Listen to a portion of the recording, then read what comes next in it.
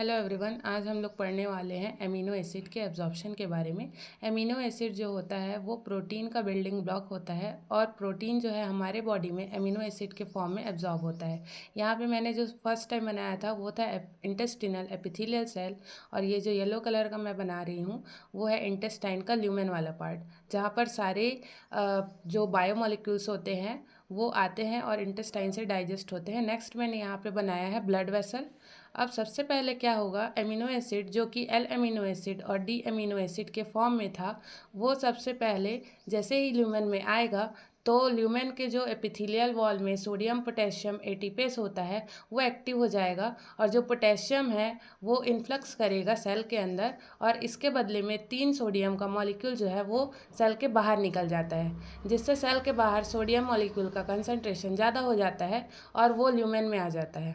Lumen में आने के कारण सोडियम मॉलिक्यूल का जो कंसंट्रेशन है वो ज़्यादा हो जाता है, और पोटेशियम का कंसंट्रेशन जो है बाहर से अंदर आने की वजह से ज़्यादा हो जाता है। अब ये जो एल एमिनो एसिड है वो सोडियम के इन्फ्लक्स के साथ साथ इंटेस्टिनल सेल में चला जाएगा, जहाँ पर सोडियम जो है वो अगेंस्ट द ग्रेडियंट नहीं जाता है, अपने lower concentration to higher concentration जाता है, जबकि जो एल एमिनो एसिड है वो lower concentration to higher concentration की ओर बढ़ता है।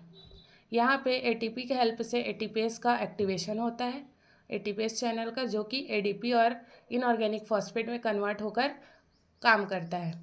उसके बाद यहाँ पर जो ट्रांसपोर्ट हो रहा है सोडियम और एल एमिनो एसिड का, वो है हमारा सेकेंडरी एक्टिव ट्रांसपोर्ट, क्योंकि अगेंस्ट द कंसंट्रेशन ग्रेडियंट जा रहा है एल एमिनो एसिड, तो इसीलिए ये क्या हुआ, एक्टिव ट्रांसपोर्ट हो गया। इसके बाद हमारा जो डी एमिनो एसिड है,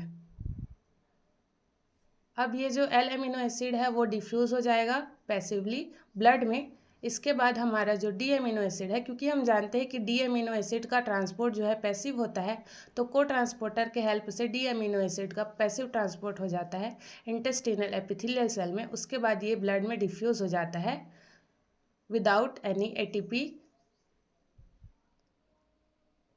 अब ये हमारा प्रोसेस ऐसे कंप्लीट हो जाता है। ये दोनों इंटेस्टिनल सेल में आने के बाद डिफ्यूज़न से ही ब्लड में ट्रांसपोर्ट होते हैं।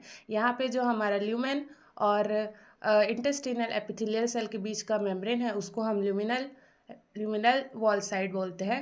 उसके बाद यहाँ पर जो मेम्ब्रेन है ब्लड और एपिथेलियल सेल के बीच का, उसे हम बेसोलेटरल मेम्ब्रेन बोलते हैं,